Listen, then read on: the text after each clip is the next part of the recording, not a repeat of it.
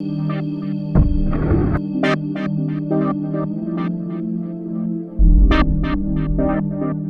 Coffee Break Coffee the World traz hoje José Manuel Paraíso, é o presidente da IBM em Portugal. Muito bom dia. Muito obrigado por ter decidido a conversarmos um pouco connosco. Tanto José Manuel Paraíso como a IBM não necessitam de apresentações. E eu começaria por falarmos no estado das coisas neste momento, no ponto na tecnologia, e o estado das coisas são a transformação digital e a transição digital, em que a IBM se tem envolvido do ponto de vista de não só com algumas ações claras e a promoção de soluções e da consultoria que promove junto do mercado, mas também até um bocadinho de mostrar o que é, evangelizando a necessidade dos mercados olharem para esta transformação digital de uma forma cuidada. E, portanto, esta é a nossa realidade, é a realidade do mercado, a transformação digital, e eu ia começar por um ponto que tem a ver com as diferenças que existem no mercado entre as grandes empresas fazerem a ação da transformação digital e a maioria do tecido empresarial português, que é as pequenas e médias empresas.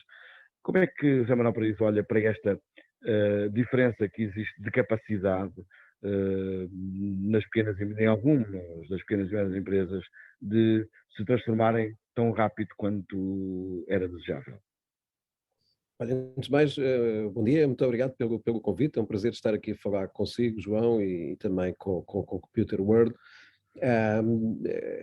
Quanto à sua pergunta, vamos haver várias questões na sua Sim, pergunta, não é? há aqui um olhar, não pode ser uma coisa objetiva, sim. Exatamente, abrangente. É a primeira coisa que eu tenho que dizer, e portanto, e acho que todos estamos de acordo com isso, todos os analistas, stakeholders, enfim, os economistas, inclusivamente, os nossos governantes por aí fora, portanto, estamos de acordo que a transformação digital é uma coisa, é algo que já está em curso, em diferentes velocidades, é verdade, na minha opinião, e isso tem a ver com a sua pergunta, já lá vou, mas é uma realidade, está a acontecer e é uma necessidade de acelerar, digamos assim. Aliás, os fundos do PRR, como sabemos, têm também muito esse foco de acelerar a transição, a transformação digital, como quisermos chamar, não é?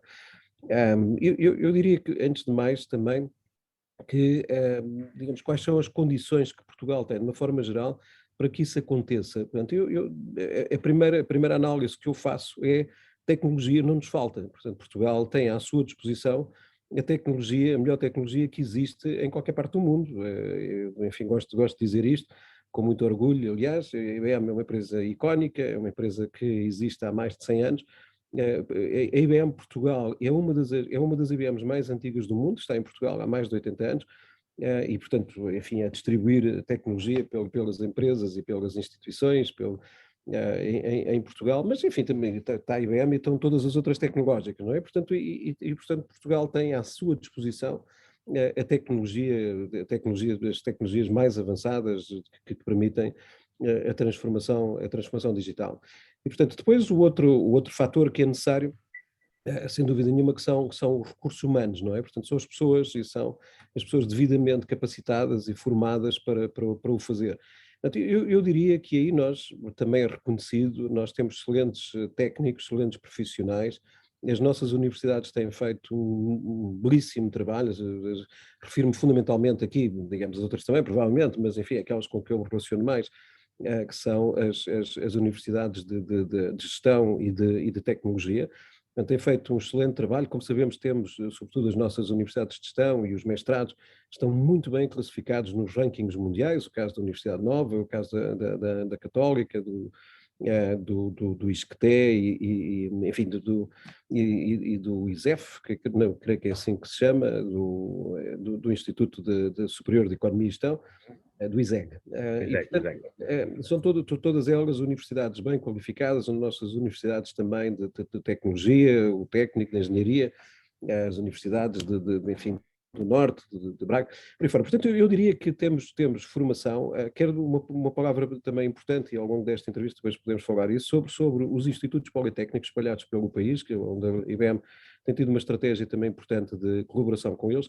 Portanto, temos a capacidade de formar. Agora, eu acho é que não há em quantidade suficiente. Também sabemos que os nossos técnicos e os nossos profissionais muitas vezes vão para o estrangeiro, há muitos a saírem para o estrangeiro, e portanto eu acho que há um problema de quantidade, digamos, para todo este trabalho que é necessário fazer, e portanto tem que haver uma políticas, tem que haver, digamos, um foco muito grande, não só na retenção em Portugal dos nossos profissionais, mas também, por que não, e eu acho que Portugal tem condições para isso, de atrair profissionais dos outros países para virem colaborar connosco.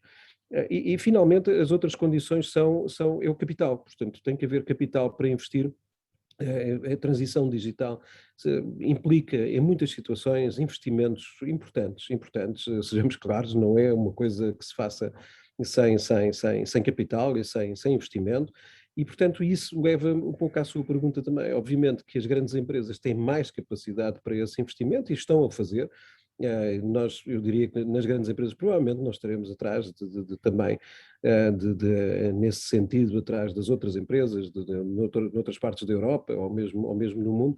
Acho que no tecido empresarial português, mais de pequenas e médias empresas, eh, falta sobretudo capacidade de reter talentos, de atrair e reter talentos, para os ajudar nessa transição e porventura também faltará em muitas situações também capital. Portanto, acho que os fundos aí podem realmente ajudar, mas eu diria, na minha opinião e a minha percepção, é que há de facto velocidades diferentes nesta transição digital que é absolutamente indispensável, quer dizer, vai acontecer e quem não o conseguir fazer vai ter dificuldade em sobreviver no futuro, isso disso não tenho dúvidas nenhumas. Muito bem. José Manuel, uma das razões que fala e que são, de facto, reconhecidas, que é a falta de recursos humanos, como reter recursos humanos. E eu faria aqui uma segunda pergunta para uma área que é a educação. Não deveríamos estar nós, Portugal, um passo mais à frente, para não dizer vários passos, mas pelo menos um passo mais à frente, naquilo que é a educação, do ponto de vista do olhar para os temas da tecnologia, com uma maior ênfase, com mais dedicação, com mais formação, logo de tenra idade. O sistema educativo em si não é o computador, não é a rede que chega às escolas, é a forma, é ter dentro do programa educativo, logo desde cedo, e quando eu digo logo desde cedo, diria do ensino básico, estes importantes temas das tecnologias já estarem a ser passados aos miúdos. Deixe-me distinguir aí duas questões naquilo que me está a perguntar. Aqueles, digamos, os estudantes, os jovens que entram nas carreiras tecnológicas e de gestão, porque eu acho que as carreiras de gestão são muito importantes também para toda esta transição digital. Mas, portanto, os que entram nestas carreiras, eu diria que o nosso sistema de ensino está bem preparado para lhes dar as competências que são necessárias. Eu já não o faço muito agora, devo dizer, mas ao longo da minha carreira entrevistei centenas, milhares, digamos, de jovens e faço há 30 anos, talvez, portanto, sei reconhecer a diferente preparação que tinham no passado e que têm agora, sendo que agora é muitíssimo melhor, muitíssimo melhor. Portanto, eu diria que as nossas universidades e os institutos estão a ter a capacidade para formar corretamente. Eu tenho exemplos incríveis digamos, de jovens que se integram connosco no nosso grupo, na IBM, na Softinsa, etc., e que rapidamente estão a ser altamente produtivos. Quer dizer, isso está a acontecer, o que é extraordinário, sem dúvida nenhuma.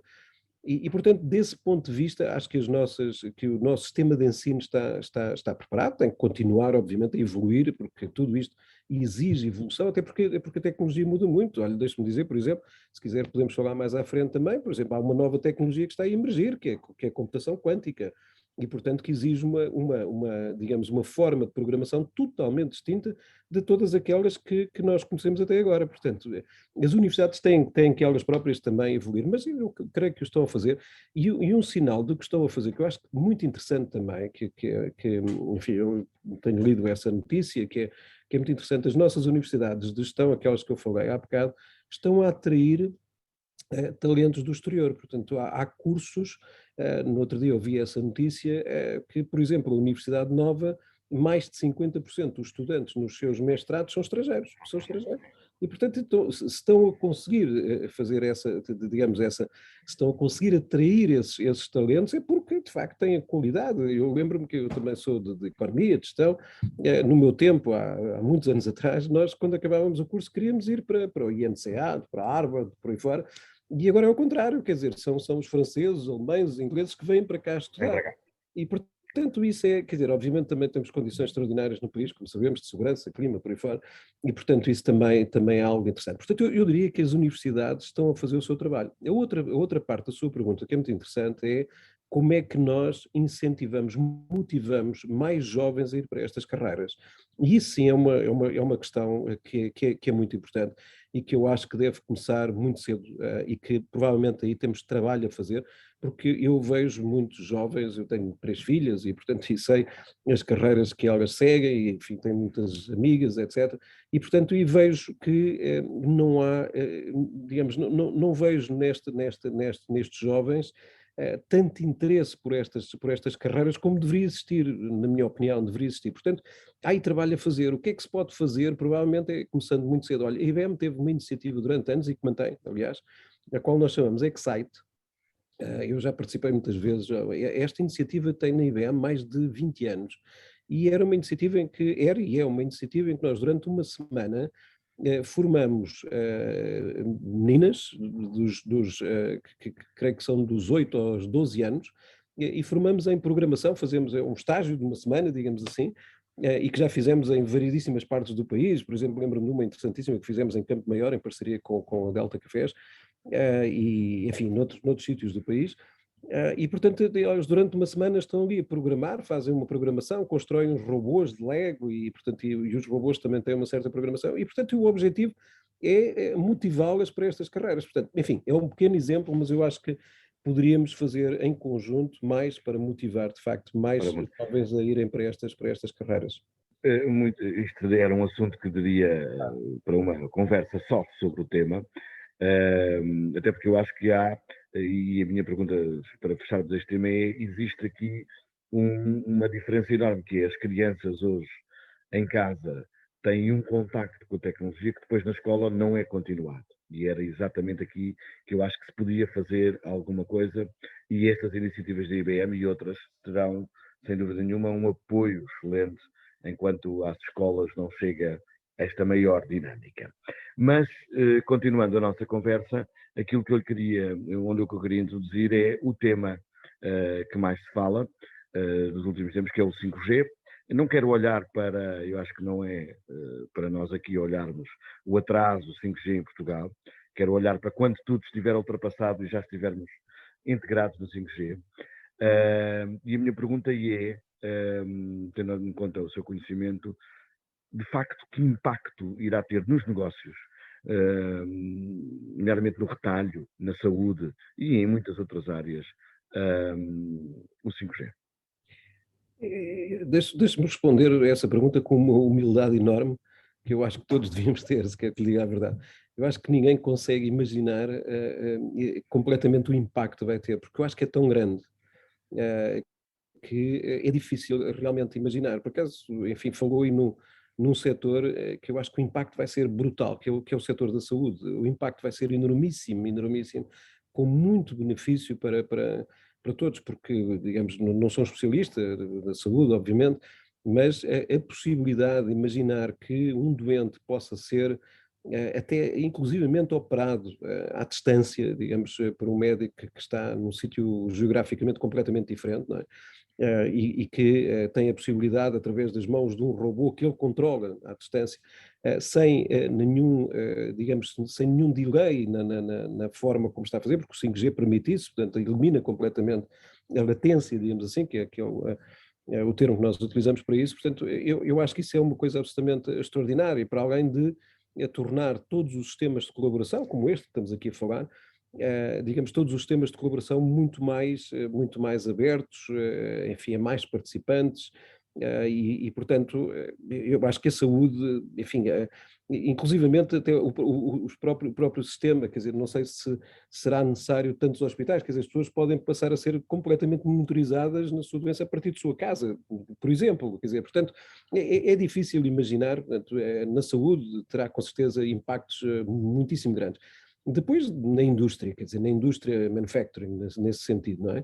E, portanto, aí também, vamos ver, portanto, podemos começar a imaginar fábricas a produzirem completamente sem nenhuma intervenção no local de pessoas, portanto, podem estar remotamente a operar. Desculpe, Rebelo, aquilo que se dizia durante a pandemia, que há profissões que é impossível estar em casa, em confinamento, o 5G vai permitir que uma série delas, ou seja, se calhar um operador numa máquina, numa fábrica, vai poder fazê-lo em home office. Claro, justamente. É tão espantoso quanto isso, o 5G, não é? A resposta, na minha opinião, é sim, e é por tudo isso, não é? Quer dizer, mas depois podemos falar de outras coisas também, por exemplo, os carros autónomos com o 5G, que, como sabemos, uma das tecnologias importantíssimas que existem hoje em dia é o IoT, Internet of Things, que permite que tudo esteja ligado com tudo, mas, enfim, se a capacidade, se a largura de banda é muito, quase infinitamente superior ao que existe hoje, obviamente que essa ligação entre as coisas passa a ser muito mais efetiva, muito mais rápida, muito mais capaz de tornar as coisas autónomas, chamemos-lhe assim. Não? Portanto, eu acho que o impacto é enorme, e depois nos processos das empresas, repara, a própria inteligência artificial, combinada com o 5G, vai dar uma capacidade das empresas gerirem os seus processos de uma forma muito mais rápida, muito mais inteligente e, portanto, deixar reservar, digamos assim, as pessoas para as atividades que eu creio que não são substituíveis de forma nenhuma, que são atividades como inovação, atividades como gestão, como definição da estratégia, como definição da diferenciação face aos outros e, portanto, aí sim as pessoas não são de forma nenhuma substituíveis. Portanto, eu diria que o 5G vai potenciar muitas coisas por um lado, e por outro lado, repare, para nós não somos um operador de 5G, como é sabido. Mas ajudam muito os operadores de 5G. Não é quer dizer, por um lado sim, digamos nesse sentido em que está a dizer, mas por outro lado, empresas como a IBM vão beneficiar muito no sentido em que vão ter à sua disposição uma capacidade, uma interconectividade ou conectividade completamente diferente e, portanto, o que nos permite fazer projetos mais inovadores e com maior impacto sobre os nossos clientes. Portanto, quer dizer, eu diria, volto ao princípio, é difícil imaginar tudo o que vai acontecer com o 5G, mas seguramente vai ser muito positivo. Tudo isto está associado à inovação, aparecem no meio desta transição digital e já apareciam antes da força que a pandemia, antes da pandemia o que se falava era a transformação digital ia ser mais lenta, mas já surgiam novos negócios, já surgiam novas empresas, as chamadas startups, e eu sei que a IBM tem um carinho, entre aspas, especial, ou seja, olha de uma forma atenta para a inovação promovida por estas novas empresas, por estas novas formas de abordar determinados setores do mercado, que são as startups, e que recentemente também lançou um prémio de inovação que é dirigido a startups. Quero-vos conversar um bocadinho sobre, para vocês, porque é que é tão importante olhar para este setor e que prémio é este? Muito bem, vou começar então pelas startups e depois falo sobre o prémio. Repara, as startups hoje em dia são uma realidade e nós conhecemos, felizmente em Portugal, empresas que eram startups e hoje em dia são empresas enormes com enormíssimo sucesso a nível global, portanto, e é isso que é um aspecto muitíssimo, muitíssimo importante. Porque é que a IBM olha com, a IBM em Portugal, a IBM em todo o mundo, porque é que olha com muito interesse para essas empresas? Porque essas empresas são altamente consumidoras de tecnologia, de maneira geral. São empresas que nascem na internet, são empresas que nascem já, digamos, numa perspectiva global e numa perspectiva de transformação digital, elas próprias já nascem transformadas, ou já são empresas digitais, chamemos-lhe assim, e, portanto, isso leva a que sejam muito consumidoras, altamente consumidoras de tecnologia, e, portanto, a IBM olha para elas com muito interesse, porque são, de facto, aquelas que, no futuro e quando tem sucesso, é muito importante que a IBM possa, de facto, ter a sua tecnologia nessas empresas. Portanto, esse é um aspecto importante. Depois deixe-me dizer que há outro aspecto sobre o qual a IBM também olha com muito interesse por essas empresas, que algumas delas têm tanto sucesso que a IBM acaba por as comprar. Isso acontece com alguma frequência, não só na IBM, mas nas outras tecnológicas também, porque acabam por ser muito diferenciadoras em determinadas ofertas tecnológicas e, portanto, esse também é um aspecto que é importante. O prémio de inovação da IBM nós lançámos no dia 22 de junho, num evento que fizemos, em que esteve também o Sr. Ministro da Economia e Transição Digital. Portanto, é um prémio que é em parceria com o alto patrocínio do Ministério da Economia e Transição Digital, também com a participação do IAPMEI, e é um prémio de inovação que se destina efetivamente a startups, pequenas e médias empresas e grandes empresas. Portanto, tem uma abrangência grande. O que é que nós queremos fazer com este prémio? O que nós queremos fazer é selecionar ideias disruptivas nestas três categorias, portanto, de uma forma absolutamente diferenciada, ou seja, as pequenas e médias empresas não vão concorrer com as grandes empresas, por exemplo, nem com as startups, portanto, é diferenciado, ok? E, portanto, o que nós queremos é receber, portanto, ideias disruptivas e depois selecionar, conjuntamente com o IAPMEI, que participará no júri, e uma vez selecionado, o que nós vamos fazer é disponibilizar tecnologia e disponibilizar os nossos serviços de consultoria durante um determinado tempo para criar digamos, um MVP, como nós chamamos, um Minimum Viable Product, e, portanto, e provar que aquilo funciona, digamos, e ficar à disposição da empresa. E se resultar, não é? Portanto, há dois objetivos depois nestes MVPs que são importantes. Um digamos, a empresa poder pegar nesse conceito e no produto que foi criado, embora seja um produto, digamos, não escalado, digamos, por uma utilização limitada, e propor a fundos de PRR para investir e para escalar, digamos assim, esse produto que acabou de criar com essa ideia inovadora. E depois, enfim, digamos, realmente é pôr essa ideia e esse produto que funciona ao serviço da empresa, diferenciando-a. Portanto, e é isso que nós pretendemos fazer. A participação da IBM é disponibilizar a tecnologia, disponibilizar os nossos serviços de consultoria para criar esse produto mínimo, digamos assim, e depois ficar à disposição da empresa caso queira investir, digamos, em escalar esse produto, nós estaremos à disposição para continuar a trabalhar com eles. Então esta, de facto, uma questão difícil que é, ultimamente eu, com estas conversas, tenho encontrado alguns descrentes relativamente ao sucesso do plano de resiliência. Ou seja, a maior parte dos empresários têm dito que não acreditam que o plano de resiliência vá chegar, ou seja útil para a crise que aí vem e que vai chegar às empresas que realmente necessitam. Eu tenho uma leitura própria, que é, eu acho que o plano de resiliência não vem única e exclusivamente para satisfazer os problemas das empresas, mas sim para criar novos mercados e dar um impulso ao mercado e à economia nacional. Portanto, como é que olha para este plano de resiliência? Ele vai, de facto, fazer o efeito que é pretendido, que é modernizar, no fundo, os diversos setores económicos em Portugal? Repara, enfim, acho que o plano pode ser sempre discutido e podia ser diferente, poderia ser melhor, podia ser pior. Eu acho que já não estamos na fase de discutir o plano. Fase. E, portanto, neste momento, aquilo que. Portanto, respondendo diretamente à sua pergunta, se eu acho que ele vai modernizar a nossa economia, eu acho que ele tem, de facto, a possibilidade de modernizar a nossa economia, depende muito da nossa capacidade de execução. Eu acho que o que é importante e aquilo que me preocupa, de facto, no plano, sem dúvida absolutamente nenhuma, é a capacidade que todos nós vamos ter de o executar. Podia ser diferente, podia ser melhor. Repare, tenho a minha opinião sobre isso. Não vou dizer, não é porque tenho algum... Já não faz sentido a esta hora. Já não faz sentido, nesta altura já não faz sentido, quer dizer, e portanto, o que eu acho que tem que haver um foco muito grande, e se eu conseguir explicar bem esta ideia do Prémio de Inovação da IBM, é um contributo pequenino, sem dúvida, mas é aquele que nós podemos dar, Portanto, é realmente executar.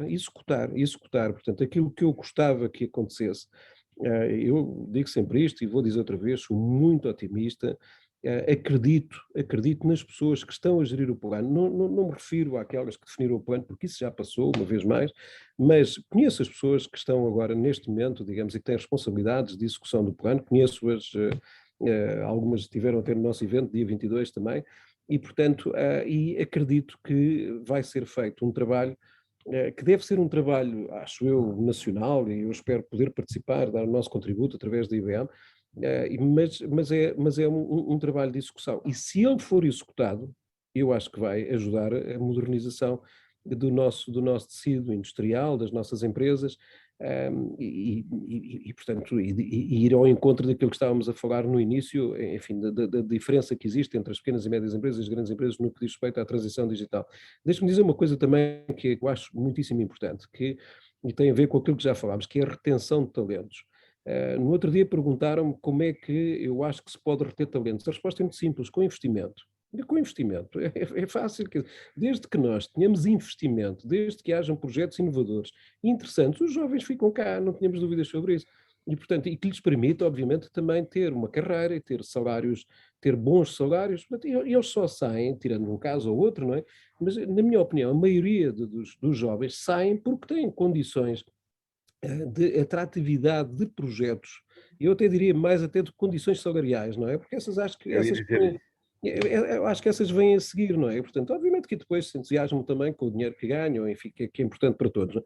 Mas se nós tivermos projetos interessantes em Portugal, inovadores, capazes de se globalizarem, portanto, e estarem presentes em várias geografias, e que sejam desafiantes e que permitam que os jovens aprendam, que tenham uma carreira, que se sintam bem com quem os gera, e os jovens ficam cá. Portanto, é este investimento que é necessário. O PRR, neste sentido, pode ajudar muito. Portanto, eu acho que o PRR, neste momento, eu sugeria que não o discutíssemos mais, se é bom, se é mais ou mau, sugeria que de facto o executássemos todos, nos focássemos nisso. Muito obrigado, José Manuel Paraíso, por este bocadinho da sua manhã. Teríamos aqui conversa Sim, senhor. para bastantes horas. Haveremos ter outras oportunidades e desejo-lhe os melhores êxitos naquilo que tem sido fantástica colaboração da IBM no mercado nacional. É no mercado nacional também, mas é deste que estamos a falar. E votos dos melhores êxitos. Até uma próxima oportunidade. Muito obrigado pelo seu convite e disponha, estou sempre à vossa disposição. Muito obrigado. Até à próxima.